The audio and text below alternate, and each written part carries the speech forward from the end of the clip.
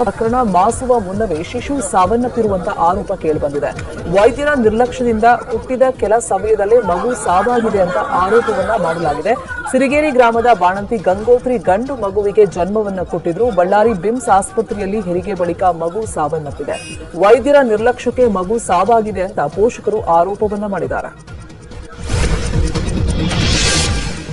ನಟ ದರ್ಶನ್ ಅಂಡ್ ಗ್ಯಾಂಗ್ನ 8 ಆರೋಪಿಗಳ ಜಾಮೀನು ಅರ್ಜಿ ಹೈಕೋರ್ಟ್ನಲ್ಲಿ ಇವತ್ತು ನಡೆಯಲಿದೆ. ದರ್ಶನ್, ಪವಿತ್ರ ಗೌಡ, ನಾಗರಾಜ್, ಲಕ್ಷ್ಮಣ್, ಅನುಕುಮಾರ್, ಜಗದೀಶ್, ಪ್ರದೋಷ್ ಹಾಗೂ ವಿನಯ್ ಜಾಮೀನು ಅರ್ಜಿ ವಿಚಾರಣೆಗೆ ಬರಲಿದೆ.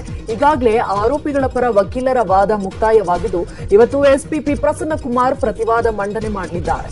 8 ಆರೋಪಿಗಳ ಜಾಮೀನು ಅರ್ಜಿಗೆ ಆಕ್ಷೇಪಿಸಿ ವಾದಿಸಲಿದ್ದಾರೆ. ದರ್ಶನ್ ಬೆನ್ನು ನೋವಿನ ಹಿನ್ನೆಲೆಯಲ್ಲಿ ಮಧ್ಯಂತರ ಜಾಮೀನು ಪಡೆದಿದ್ದಾರೆ ಹಾಗೂ ಖಾಸಗಿ ಆಸ್ಪತ್ರೆಯಲ್ಲಿ ಚಿಕಿತ್ಸೆ ಕೂಡ ಪಡೆದಿದ್ದಾರೆ. ರೇಣುಕಾಸ್ವಾಮಿ ಕೊಲೆ ಪ್ರಕರಣದಲ್ಲಿ ಹೆಚ್ಚುವರಿ ಚಾರ್ಜ್ ಶೀಟ್ ಸಲ್ಲಿಕೆಯಾಗಿದ್ದು 8 ಫೋಟೋಗಳನ್ನು ಹೆಚ್ಚುವರಿಯಾಗಿ ರಿಟ್ರೀವ್ ಮಾಡಲಾಗಿದೆ. ದರ್ಶನ್ ಸರ್ಜರಿ ಹೆಚ್ಚುವರಿ ಚಾರ್ಜ್ ಶೀಟ್ ಮುಂದಿಟ್ಟು ಎಸ್ಪಿಪಿ ವಾದ ಮಂಡನೆ ಮಾಡುವ ಸಾಧ್ಯತೆ ಇದೆ.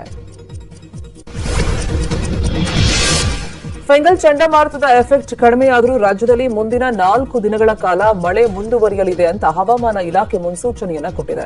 ದಕ್ಷಿಣ ಒಳನಾಡಿನ ಕೆಲವು ಜಿಲ್ಲೆಗಳಲ್ಲಿ ಮುಂದಿನ 4 ದಿನವೂ ಹಗುರದಿಂದ ಸಾಧಾರಣ ಮಳೆಯಾಗಲಿದೆ. ಮುಂದಿನ 24 ಗಂಟೆಗಳ ಕಾಲ ಕರ್ನಾಟಕದ ಒಳನಾಡಿನಲ್ಲಿ ಮುಖ್ಯವಾಗಿ ಶುಷ್ಕ ಹವಾಮಾನ ಇರಲಿದೆ. ಇಂದು ದಕ್ಷಿಣ ಕನ್ನಡ, ಉಡುಪಿ, ಉತ್ತರ ಕನ್ನಡ, ಚಿಕ್ಕಮಗಳೂರು, ಶಿವಮೊಗ್ಗ, ದಾವಣಗೆರೆ, ಬಳ್ಳಾರಿ, ವಿಜಯನಗರ ಜಿಲ್ಲೆಗಳಲ್ಲಿ ಕೆಲವೆಡೆ ಹಗುರದಿಂದ ಸಾಧಾರಣ ಮಳೆಯಾಗುವಂತಹ ಸಾಧ್ಯತೆ ಇದೆ.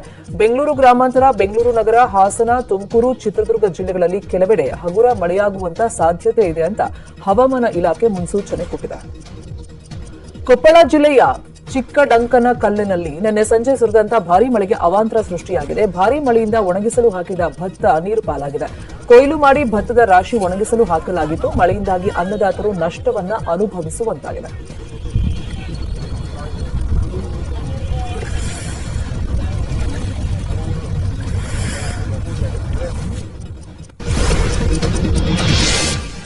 ಕರ್ನಾಟಕದ ನಂದಿನಿ ಉತ್ಪನ್ನಗಳ ಮಾರಾಟಕ್ಕೆ ದೆಹಲಿಯಲ್ಲಿ ಅಮೂಲ್ನಿಂದ ಆಗ್ತಿರೋ ಕಿರಿಕಿರಿಯನ್ನ ವಿರೋಧಿಸಿ ಇವತ್ತು ಕನ್ನಡ ಸಂಘಟನೆಗಳು ಬೀದಿಗಿಳಿಯಲಿವೆ. ಬೆಂಗಳೂರಿನ ಕೋರಮಂಗಲದ 80 ಅಡಿ ರಸ್ತೆಯಲ್ಲಿರುವ ಗುಜರಾತ್ನ ಅಮೂಲ್ ಕಚೇರಿ ಎದುರು ಕನ್ನಡ ಸಂಘಟನೆಗಳು ಪ್ರತಿಭಟಿಸಲು ನಿರ್ಧಾರವನ್ನ ಕೈಗೊಂಡಿದೆ. ಬೆಳಗ್ಗೆ 11 ಗಂಟೆಗೆ ಕನ್ನಡ ಸಂಘಟನೆಗಳು ಧರಣಿಗೆ ಕರೆ ಕೊಟ್ಟಿದ್ದು 200ಕ್ಕೂ ಅಧಿಕ ಜನ ಅಮೂಲ್ ಕಚೇರಿಗೆ ಮುತ್ತಿಗೆ ಹಾಕುವ ಸಾಧ್ಯತೆ ಇದೆ. ಡಾಕ್ಟರ್ ರಾಜ್ಕುಮಾರ್ ಅಭಿಮಾನಿ